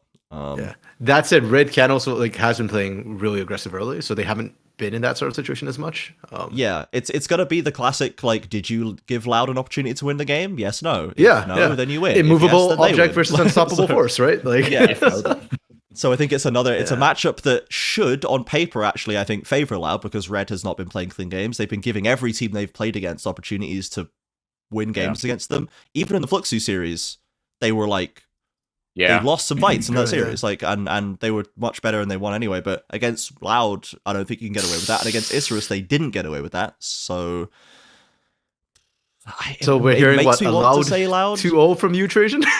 No, is the thing. I still want to say Red somehow, but I think that I want to too. I also want $1 million. Yeah, I think it is just it's like almost what's the opposite of recency bias. It's like I'm thinking in 2024 terms, not in 2025 terms, and I think actually Loud's current situation is better. So I will say 2-1 Loud. It hurts me a little bit, and if Red win this one again, I'll be very upset. But I think that I want Red to go and play against a team that isn't in the CBLOL, man, or in the LTA South. I want F&B to play against an international team so badly, and I just think it's Thanatos. Come on, and I just think it's and that's why it can never happen, Trajan. FNB will be the best domestic top laner to never face an international team. It's so grim. I don't really care about any of the other ones anymore. Either we've seen it or I don't care. I only care about seeing FNB play them, and he's not going to again, and it's so annoying. I'm gonna take Loud 2-1 and be very angry about it. Okay, Pain Furia. Now, this is an interesting one, because Furia have demonstrated once again that against worse teams, they will just clap them out the park. And even against better teams, they can still take games. Pain came out of that Leviathan series not looking super good. They did not have a good week. They played under their level. Do we think this is going to affect this matchup? Do we think Furia and Pain is going to actually hit? Because as we'd almost gone into earlier, this is a matchup I wanted to see last playoffs, because I thought it would be very interesting to see how Furia does against that Pain. And this is a better Furia, and at least on the Rift, a slightly worse Pain, but it's still the same player, so they could just come back and work it out and be good next week. So I'm gonna call it Pain 2-0 right now. Yeah, zero hesitation. And the reason why I think it's okay. Remember, like week 1, I told you I don't think Pain's gonna win it. Like I thought Pain was the best team, but I didn't think Pain was gonna win it, because Pain was gonna just trip over themselves, and make some sort of dumb mistake and get themselves wiped. I think that was the Leviathan series. It's happened. And now they're going to be pissed, they're going to be focused, and they're about to body whoever the hell they ran up against. Titan's not tweeting anything. He's focusing on this. He is in solo queue. He is not tweeting. He is playing, and is going to... Just push-ups for Titan. Yes, just, again, more push-ups for these players. And I think Curry is going to be hyper-focused as well, because I think Curry kind of disappointed in his performance with the Elise and everything. And I think Jojo and IU are about to run into a very pissed off bot lane, which can absolutely crush the league. And I think IU has actually did a fantastic job this week, but he ain't ready for what's about to happen. And if you've got losing lanes, Tatu's going to struggle. So because of that, I'm going to call for a Pain 2-0. Yeah, I agree with everything you said. I think even if like the way I was going to phrase it was, it should be a Pain 2-0. Pain are at least, even if you're being generous, they are one tier better than Furia. If you are a Pain fan, like they have this expression in Portuguese, a camisa pesa. The jersey weighs a lot, right? Heavy is the head, or heavy is the crown, right? That sort of vibe, right? Like, you're Pain freaking gaming. You finally got over the hump, right? Yeah. Like, you got to come out with your hair on fire. You've got to murder blast these kids. Anything else, the fans are not going to like. Yep. Mm-hmm. Yep. The thing about winning lanes is I think Titan and Curry are going to play. They're going to play to win that lane for sure. And I would probably give them a slight edge, but a very slight edge. And I really wanted to see these bot lanes play against each other last split. Because I and Jojo have been also very solid in lane again. So it's not out of the realm of possibility that either side wins, but I guess we give Titan and Curry a wee edge there.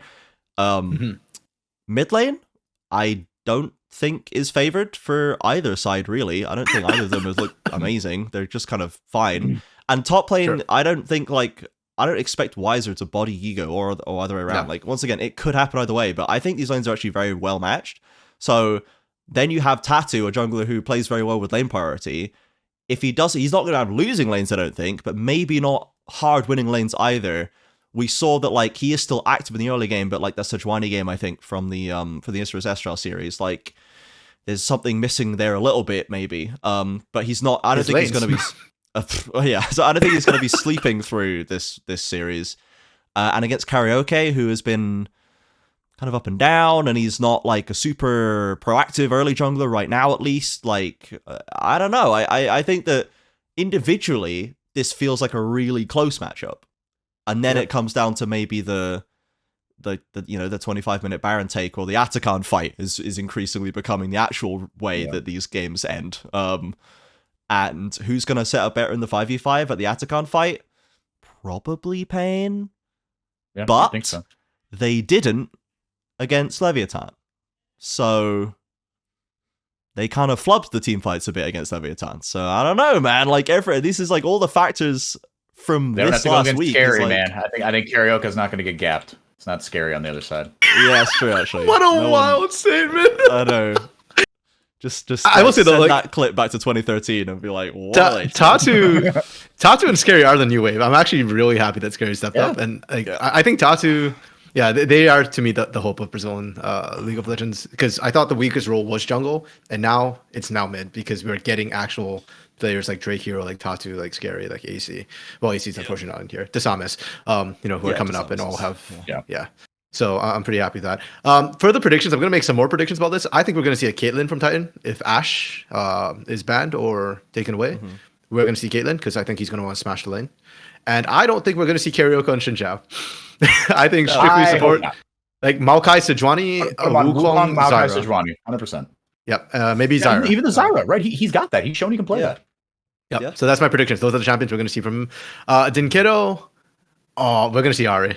We have to see Ari. We have to see Ari. Game 1 slams the Ari first pick. I don't care. I'm not listening. Just pick we the need Ari. to go up 1-0. and the hope is that we don't see Vi Ari come out of them, because I'm also not sold on Karaoke's Vi. Same reason as Shinjao. Yep. That's a 1 in 10 machine. Is the Karaoke Vi? Like, again, I blame the team, but just don't do it, man. Like, even if he picks freaking Ari, just go Maokai, man. You got this. Yeah.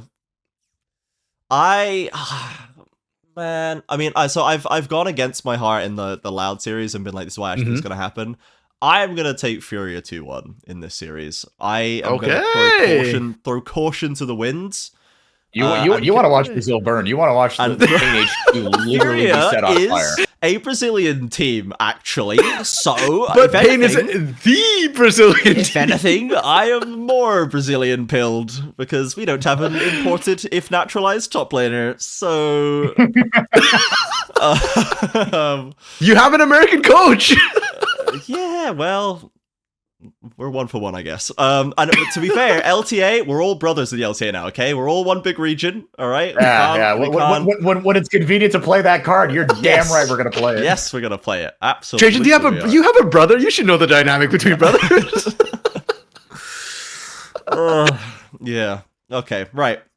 So, dude, I'm going to take Furia. So bad, dude. 404, would you like to... going to go into a meltdown, man. Would you like to predict Pain Furia for us? Pain 2-0. He said 2-0, yeah. 2-0? Okay, sure. Yep. I missed that. So, okay. Right. So if the average of the predictions will end up with Loud Pain in the side, so Loud Pain again, which is pretty funny. Goodness, no. A best of one, mind you, between Loud and Pain, and if we all remember how game 1 in Loud and Pain went, oopsie doodle. So we'll see if Loud can actually just knock Pain, just kick them while they're down again for no reason whatsoever. Otherwise, we may get to see some more spice if Red and Furia manage to somehow slip their way in there. So, the last thing for us to look at, we have some more community questions to talk through from Lunar Day and Dark Knight from the community Discord, of which anyone... for all of you guys that have joined recently, thank you for joining that. Thank you very much. Yeah. Welcome in. We love to see you there. Lunar Day, can I just say, I didn't say it officially, love the profile picture. It's good. Big. Yeah. It's good Big stuff. fan. If you want to know the story behind it, join the community Discord and scroll. I'm going to ask them, yeah. Okay, so this isn't a question for Lunar Day, this is a statement, but we'll address it. Can we all admit Fearless is a placebo for champion diversity now? It's still the same 4 to 5 champions in every region getting the bulk of plays. Fearless gimmick doesn't really add anything to the game because teams are still going to draft for team play in pro play. Now, RMC has gone ahead and run the numbers on this as a preface. As he does. Would you like to enlighten us as to the champion diversity for Fearless regions, generally speaking, so we can address this? Okay, so first of all, I actually ran some numbers comparing what we've played so far in this split across all of the regions except for LEC, because LEC is doing best of ones, so no Fearless there. Trajan, you said it, not me, because you're European, you get away with it. I'm from the UK, I'm afraid. I'm not European anymore. Yeah, you're not European. Oh, true. But you are part of the LEC, so we'll give you that. I compared that to the playoffs from each region last year in their first split. And the reason why I did that was because best of threes, and best of fives are more comparable to best of threes than singular best of ones. What's interesting is if we look at unique champions per game, to kind of average things out, because of course the amount of games have not been the same across all the regions, we actually have an average of 41.7 or 41.8, so call it 42%. More unique champions per game than what we saw prior. So it's not true that Fearless isn't having an effect. It is actually having an effect on how many unique champions we're seeing. Now, if you look at total unique champions, because there's been less games played so far than normally in playoffs, it's a lot closer. We're still seeing a 7.5% increase in unique champions played, which not obviously as significant, but as we play more games, I think we'll see more champions come through. So no, I don't think it's just the gimmick. And I do think it's adding more in terms of what we're seeing. I'm glad we're not just seeing Corki Azir every game. We are seeing sort of bans be a little bit more interesting. Like we've seen some Cassante bans come out weirdly, which I suspect is more to save it for a later game when you get blue side. It does make blue side, I think, worth a little bit more as well. Not that it needed it. So it is having an effect. And at least from a viewer perspective too, I think most people are pretty happy with the fact that these champions are being removed so that we don't have to keep seeing the same thing. It does screw stats a lot, but I won't get into that. And I think the lane that this helps the most by far is bot lane. I think bot lane is the most boring lane in terms of champ diversity before 100%. Now. Up until this point, AD carry especially. Oh my god. There are like 4 champs that become the pro play champs every single meta, and they just trade them back and forth. Maybe you ban one. Maybe if you really want to focus your opponent out, you try and ban more of them. But like mostly we just have Zarya Felios metas, or we have Xayah Zeri metas, or like, you know, it's so boring looking at ADC champ diversity until Fearless, which mandates that you need to see, you know, even in best of threes, because of the way bans are used, if we're like counting this as some sort of presence in the counter picks that come through, because we are seeing more bot bans as well, like at least 5 or 6, you know, like Varus's and Caitlyn's. We're still seeing Xayah. We're seeing MF come back as like a counter pick to certain things. The Zarya we've seen more than once. Like, it's just better for bot lanes specifically. Like, in terms of top lane, everyone's just mad about Cassante still. You were mad about Cassante last split, you're still mad about it. It hasn't solved the Cassante problem, but it does mean, as RMC said, you can only see it once per series. So I feel like that's better than before. So I don't know, man. I think, it does. I understand the feeling, because it doesn't feel like suddenly we're seeing like Warwick jungle, You know what I mean? We're not seeing champions that we didn't see before, but we are seeing more champs in series. Yeah, but that's the thing is I don't like I don't think that was ever the point of Fearless was never Warwick jungle. No, The not point to of eliminate Fearless every was champion Warwick in the top. game. You know. Yeah, Yeah, exactly. But it was like, but it like, so I think it's almost like two arguments being made here, right? Like, I don't think it's a gimmick, but the word that I latched onto with this question was placebo. There, I think there's an interesting conversation, and I'll kind of respond to this two ways. One, I do think there's an argument to say that it is a placebo. I think that's kind of fine, but like, what like, my second, who cares if it's a placebo? Sure. Like in game design, right? Perception sometimes matters more than reality, right? Like it was like the whole feats of strength thing, right? Were they too strong? Probably. Wasn't as bad as everyone said? No. So we are going to nerf it and give like a symbolic nerf almost, right? TFT, right? I watch the patch rundowns for every single patch for TFT because that's a game I'm like obsessed with. Like I really like TFT. And Mort, and part of what I love about TFT is Mort goes very in depth, and he does these like long tweets as well. He's a very open kind of game designer with years and years and years of experience in this industry, and he talks about like these just perception buffs, right? Because the community, because like I literally have perma open on my other monitor, metatft.com/comps. Right, I see what's S tier, what's A tier, right? Like he had to remove, they had to remove augment stats from the API because the game became quote unquote solved, and the problem wasn't that the game was solved. The problem that was that the perception was that the game was solved, and it ruined the game because certain augments were never taken. But then finally you get into pro play, and you get like the one person who's giga based and uses some augment strategy. Goes, wait, that was good the whole time. Yes, you. I was going to say a word that you can't say. It's not a word here, but in the UK you can't say it. You can't perception matters so much, right? And he's talked about this. Right? That like, look, the numbers on our back end, we have those, but you guys don't give a shit about those because what the only thing you're listening to is streamers and like players telling you like, oh, this champ is good, this champ is bad, and like you latch onto that because you want to put things in a box, right? We as human beings, especially 2025, we aren't comfortable living in nuance. Yeah. And the interesting part is, you talk about placebo. Placebo has an effect on people. It actually has a statistically significant effect. Research has shown that even if you know it's placebo, a lot of people still get a beneficial effect, even if they know it's a placebo. So, yeah. And at the end of the day, it's an entertainment product. People are bought into this. Who cares if it's the same 5 champions? If people feel like it's not, and I'm not saying this is the case, but even if it was, who cares? It's doing its job. And right? We can't sit here and be stagnant when the game is at its worst barrier to entry it's ever been. And we have almost 200 champions in pro play, and the same 5 are going to be picked because this is something that like Azale, I feel like I said this on the dive multiple times. There is an S tier, but the A tier is never as far behind the S tier as you think it is. That's the point of Fearless. Yeah.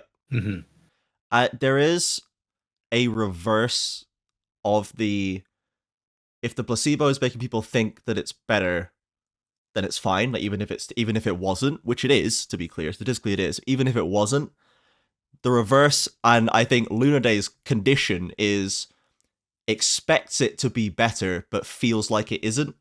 So, like, why isn't it? Why am I still seeing Cassante every day, even though it's Fearless now? I think is the problem that they're having, where they're expecting Fearless to solve that problem, or maybe not. Maybe they knew it was going to be this way, but they wanted it to solve a problem they perceive as not being solved, as opposed to not solving the problem, but you perceive it as having solved. So there is like. I think that's a less common opinion. I think it's a less common take, but I think that is the core of it, that ultimately you've not lost anything because you would be seeing factually less unique champions in the previous system so far from the data that we have, and you'd still, I think, have the same issue. So it's no worse, like it's just not worse at all, but maybe the feeling is that they wanted it to be better than their impression is that it is, right? So I think you've not lost anything, and in fact you have gained something. And also remember that the middle split isn't Fearless, so we're going to actually get a more direct comparison soon enough. Plus, there are all the confounding factors of the ever-changing bi-weekly meta that is League of Legends, and some metas have more champion diversity than others. Yep. That's just how it works. Yep. They changed their That's entire its own- approach to the way they assign seasons this year, so there is no apples to apples comparison here, and I think it is just a sensation that maybe the problem did not get completely eradicated as they see it, but it is actually better than it was. Like, objectively, and the point was statistically, it never is to better than it eradicate was. the problem. Right? So I think, yeah, it's not that this was supposed to show us that people are going to start playing Teemo Top and Warwick Jungle and all these like champions that are bad in pro play, because they're still bad. The champs are still bad. The game is still balanced around a certain way. There's almost 200 champions. Some of them are always going to be pro play champs. The designers have said this in plain terms. Cassante is a champion that is probably just always going to end up being relevant because of what it does, you know? And that's just the way it is. So Fearless can't solve that one way or the other. Anyway, Fearless is good. And it does make you see more unique champions. So, next question. Lunar Day. This one, with T1 replacing their two-time Worlds-winning bot laner for a player who has performing significantly better. For everyone who doesn't know, Smash has been in for Gumayushi and has been smashing, one might say. Do you think LTA rosters might start carrying legitimate subs, or middling teams find younger players to possibly replace legacy players mid-series who are not performing? The mid-series one, I think, is a very interesting question. But we as a region do not have an issue putting new players into things. I think Brazil is very happy to find new players, especially in the context of bot lane. We've never had an issue, I think, holding on to like the relics of the past as of the last year or two. I can't speak necessarily to older, but because I started watching in 2022, but it feels like there has always been a constant stream of new players. And yes, Macau was still being booked like for 2 years, I think longer than he should have been. But I don't think as a region we have a problem with like identifying a new talent and just slapping them in a team if we think he's good enough. So I think we will be able to do that conceptually. The subs thing, I think, is a bigger step where like you actually run like a 6-man roster, because that's just like so often failed in the history of League that I think teams are pretty put off doing that.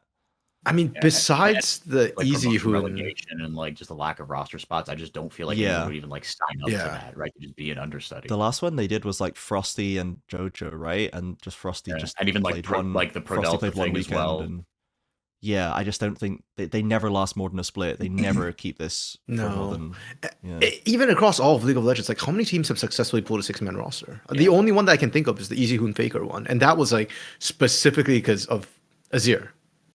Like in meta at that time. So yeah, I'm thinking of all the Brazilian 6-man rosters we've ever seen. And it just feels like it ends up just being one is better than the other for the team as a whole. Yeah. Replacing legacy players mid-series who are not performing. This is like something that we've almost never seen in League. I'm pretty sure we have seen this happen before. I'm just trying. Avenger Grevthar is the only one I can think of, and they replaced Grevthar with Avenger mid-series. Right. God. Yeah, and for your game there, buddy. Oh, I haven't heard that name in so long. It's having an Avenger flashback. Memories. So it feels like you'd have to have such a massive meltdown, like mid-series, for that to be... I mean, it's not impossible, but like, the fact that... Well, I guess maybe... I don't think any of us are even saying, like, necessarily whether it's, like, a good or a bad idea, right? Yeah. But it's, like, sort of like RMC was saying, like, the historical data, like, I just don't think it... To me, to kind of answer this question for me, I don't think it'll happen, but it's not to say whether it should or shouldn't happen. Yeah. In a perfect world, I think it's a great strategy, but I just don't think it'll happen. I think I'm thinking about it the wrong way. I'm thinking about it like a player has to become unusable to then need a sub, whereas I think instead Lunar Day is saying that like it doesn't have to be that way. It's more like a sports substitution, like a soccer substitution. Like where, it can be like an active decision regardless of not a necessity, like just a choice that you make to try and achieve something, either to make advantage of a different pool or to maybe just shore up a roster which isn't 100%, but it's not like exploded. I don't know. So maybe we could see them experiment a guess- little bit more with mid-series substitution. But from what we've seen so far of six-man rosters, the biggest problem is just time, right? Like teams need time to gel together, and when you replace a player, it's not as simple as just like, oh, that only affects that lane, right? Like in my mind, usually the one I think of is mechanical versus sort of macro players, like in mid lane or top lane, where one player might be good at weak side, the other might be good at laning or dueling 1v1 situations. That's the easiest replacement to make. But if you think about it, it's not that easy because it affects how the rest of the map plays. Let's look at top laners. I feel like that's the easiest one to kind of theorize about because they're on an island. But if you had, say, a guy who could play weak side, like super clever, great at team fighting and whatnot, that affects how the rest of the map plays. Because now your bot lane is going to play more aggressively. Because super clever will TP down to cover for you if anything happens. If a fight breaks out, he's going to be there. And then you take a player like, say, Bull, who's known for his like 1v1 dueling and his laning. He's not going to be there for you. Right? Like if he's in the middle of the fight, he's not going to ban the fight. He's not going to sack the lane to threaten the TP to cover bot side. And so it's not so simple as just switching out one piece. Like everybody on the team needs to know how that player is going to play. And that's already the most isolated player on the map. And now if you think about practice time, we already have rosters that don't feel like they come together normally. If you have to split that practice time in half, that kind of gets worse for the entire team. Now the team has to get used to playing multiple ways with multiple people. So while the concept is good, I do think there are very real constraints in terms of time and what players can adapt to. They already have to spend time adapting to champion pools. They want to adapt to the player pool. If there is a way, if infrastructure and coaching ever becomes such that we can do that, then I think it is a much more viable option. But as it stands, I think the benefits of just having a usual 5-man who know each other well, who can play well with each other, who can communicate faster without cluttering comms, just outweighs the benefit of that extra stylistic difference for now. And if any region is going to pull it off, I'm still looking at Korea to pull it off. If T1 can regularly do this and make it a thing, infrastructure is just on a different level over there, man. It's like when you say about like teams gelling with players and stuff, like because it seems like I know some Western teams are doing this a lot more, where they have like their academy rosters and main rosters are interacting a lot more than they used to. Like I think Team Liquid has done this for like a while, for a few years now, because like they had their academy coach become their head coach, right? So there was a natural bridge there. But with like T1 Academy and T1, where something Reckless spoke about in interviews about when he was on T1 last year, like they were interacting with the main team a lot, so you can just plug smash in and it works, and that's having that continuity between those two rosters does give you that element. Like bot lane seems like a weird one to me, just because the bot lane feels a lot more constrained stylistically.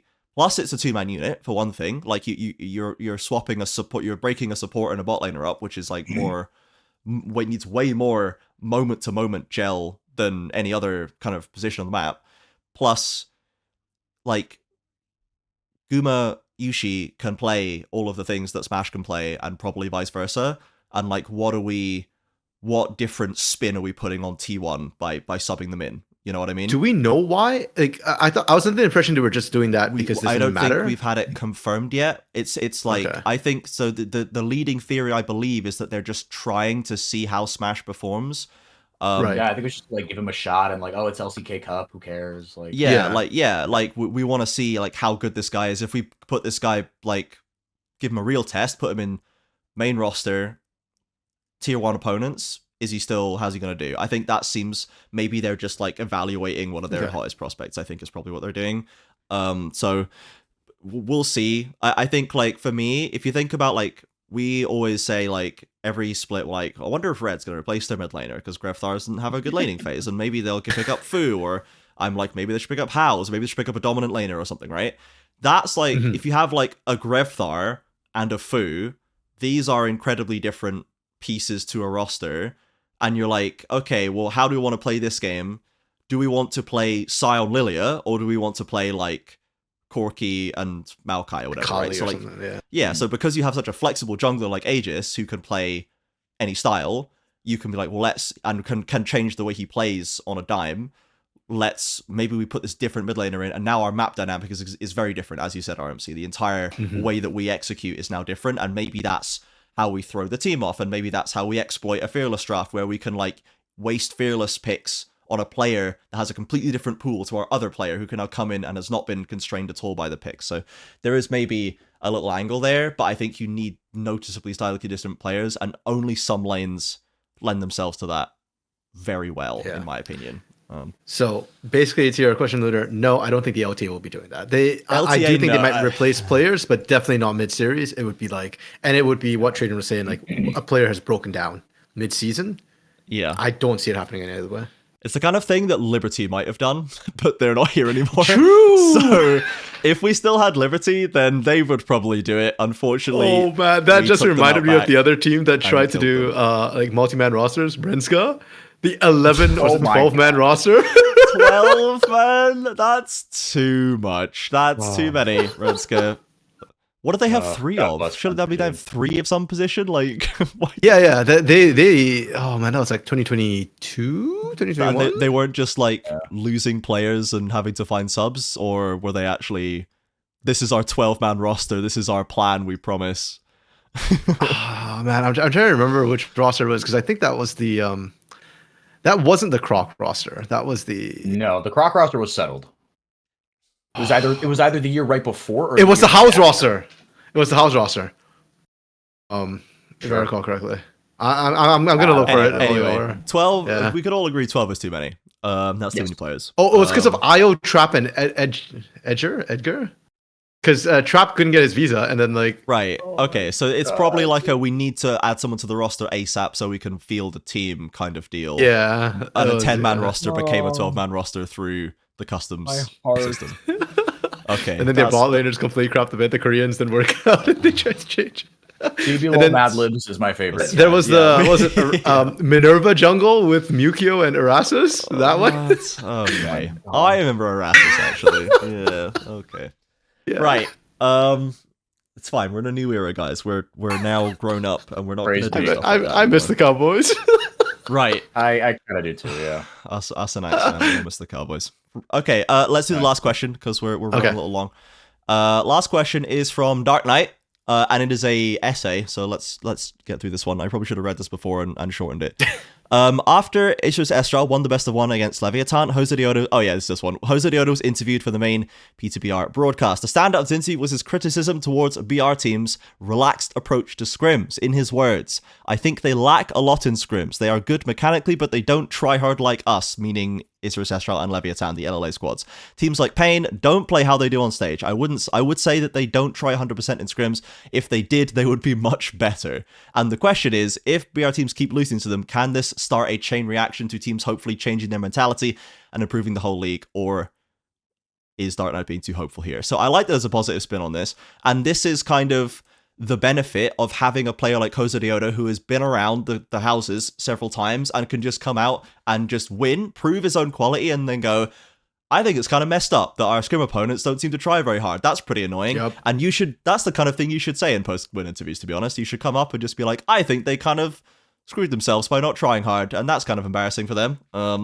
So I think that is a good thing.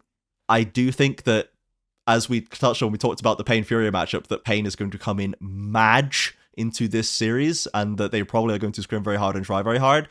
You know, ideally you shouldn't need to kick up the arse from Jose Deodo to do that, but no, I think it's absolutely, I think, a positive. In terms of how quickly it sees a reaction, we need to wait and see how the LTA South settles first in terms of the teams that are still here and what their approach to like roster building and franchising and all this stuff is, because we've just lost a bunch of people. Some of them stayed the same. Some of them have really swung for the fences. Like, the response that Flux UW7M is going to have is going to be very different to the response Pain is going to have, just by the players and the roster and everything. So I think we need time to see that effect, but I think it's good that Jose Deodo is already doing this, because get it out early, start calling people out by name, and that's going to be good. Yeah, and I before we started this podcast, 4 and I were talking a little bit about this. Oh no, we're all talking about this a little bit, just because it was such interesting news. And I really like 4's take about how like the region, like how the region's thoughts often get defined by the teams kind of dominating that region. You want to get into that 4? Mm-hmm. Yeah, no, and it's funny because I mean it's the classic history is written by the winners, right? And like even you could see it right now, like Jose Deodo. Right, he gets to say all this because they like the hermanos just embarrassed Brazil. Big cheese, yeah. Right? Exactly. So he can say whatever he wants. And guess what? We just have to sit here and take it. And when Robo was winning, right? Robo was the prime example. There's a bunch of lore about like, oh, Robo doesn't try hard in scrims and blah, blah, blah. And I guess, oh God, okay, I'll address this point first. Like, but Robo, if he, if the idea is he doesn't try hard in scrims, then, but he keeps on winning and he is the winningest player in CBLOL history. Guess what? No one gives a shit if you try hard in scrims. Because if Robo can do it, so can you, right? And if Robo can do it, it's acceptable, right? And it just doesn't become a thing because he's just winning all the time. So okay, but then it gets interesting here, right? But then there's also, I think, a difference between not tryharding in scrims, and I guess we don't totally know what Jose Deodo is saying here, but we can kind of assume here, just kind of Occam's razor it a little bit. It's it's teams being late to scrims, and we have had I've had like. We interviewed players last year. We've had a couple big name and a couple small name players be like, quite honestly, kind of disrespectfully late to the interviews. And like, I sit there and wait an hour for the interview. And then, and for every 5 minutes, it's, oh, he's on his way. Oh, he ordered the Uber. Oh yeah, he just woke up. I'm like, it's 1 o'clock. This player is in their mid-20s. Yeah. Right? And like that is something that like even like Mikau said in a stream. He's like, look, even like when I was kind of later in my career, when I it wasn't that good, but like he's like the amount that teams are just late to scrims is crazy, right? And like and then there's this whole thing of like someone else who brought kind of like a sports perspective into it, like for soccer, players get injured, like the rate of injury in games in any sport. The rate of injury in games versus the rate of injury in practice is night and day. Obviously, players get injured in practice, right? Okay, yeah, but like and so that was the argument some people were having was like, look, you can't go 100% all the time, right? But one, it's a bit of a false equivalence for esports and sports because injury. But there is something to be said of like, look, try harding all the time, like it does weigh on you, right? But that's why you practice harder. So when you show up in a game, right, it's not as bad. It's the ankle weights, right? But also like. It's not that you have to like give 100% of yourself, you have to give like, the same amount of effort all the effing time, right? It's no, like you if you can only give 40% that day, then you have a responsibility to give that 40%. You can't give 30%, right? Everyone's got shit going on in their lives all the time, right? And so you have to give whatever you can that day 100% of the time. And also there is a difference between trolling in scrims and like trolling and just not trying hard. Versus like genuinely trying stuff, like because that's the point of scrims. That's why you have a scrim block. Really limit testing, like exactly limit testing. Exactly, right? There is a difference to that, and everyone knows that. Everyone knows that, right? You don't have to know League of Legends to know that. Yeah. So there's a difference between that as well. But I think the broad sort of thing is this had better be a wake-up call, because right now, look, if nothing else, right, if you disagree with everything I've said about like how teams should or shouldn't handle scrims, the fact of the matter right now is you lost, and the guy that's calling you out for certain behaviors in scrims won. This is a results-based game at the end of the day. You have to sit there and take that.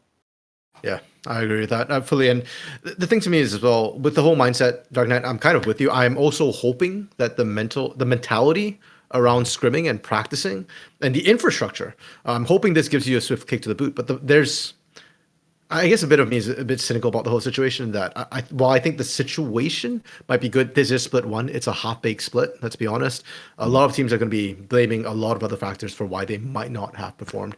And besides the players, there's also the coaching and infrastructure side. Now, I don't know exactly what happens in the off-season week, but from behind the scenes, a lot of stuff, it makes me question when I'm watching those videos how effectively coaches and the infrastructure are actually using that scrim time. There are now new practice tools that came out this split, and I'm hoping between Think Hard going to South America as well, and Think Hard, was somebody who was able to coach very, very effectively in sort of the off-time, off-stage sort of things as well. It's not just about scrims. It's also like what they're practicing and how they're practicing.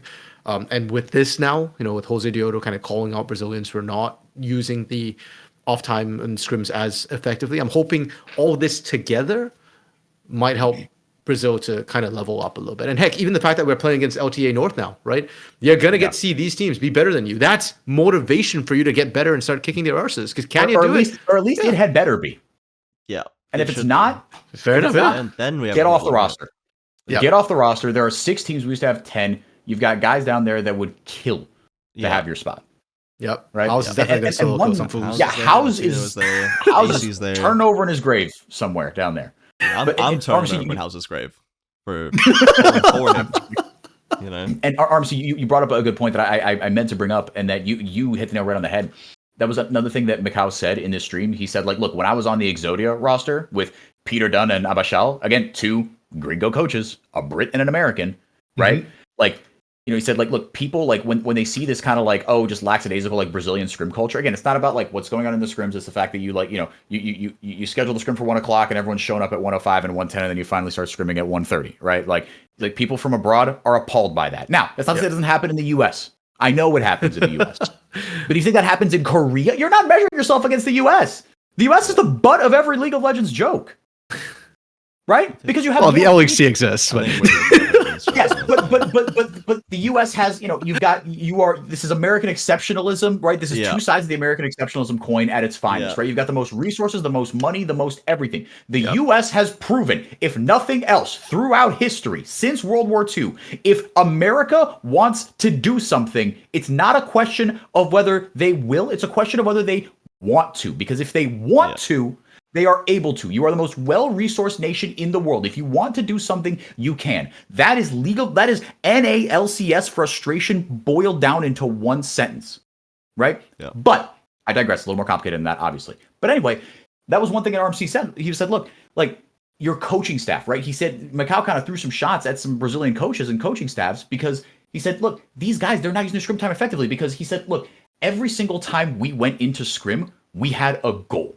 We are going to practice with this in mind. And Pete, you talk about this, all these stupid high performance, you know, podcasts, these Meninist bullshit. Like, there's a lot of feces out there on the internet, right? But one thing that sort of these like Diary of a CEO type podcasts always talk about, in any professional line, you'll see, right? You go into everything. I try to do this in my casting. All right, I'm going to work on one thing today.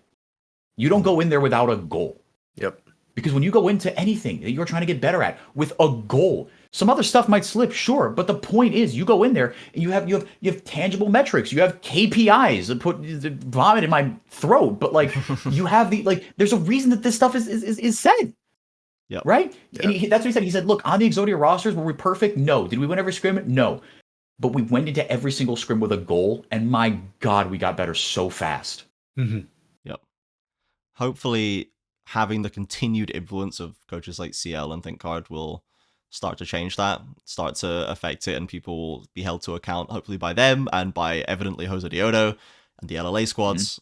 So that's if we give them ThinkCard and CL the benefit of the doubt and say they're probably not the ones instituting this kind of lackadaisical attitude, that's half the league, because you've got the 2 LLAs who aren't doing it, and you've got those 2 coaches. So half the league's already better now. So hopefully that can you know, bleed through into the rest of the region for sure. It's not something we want to hear about scrims not being taken seriously. But as RMC said as well, that we're going to go to America, and, you know, let's be honest, we'll probably not do super well.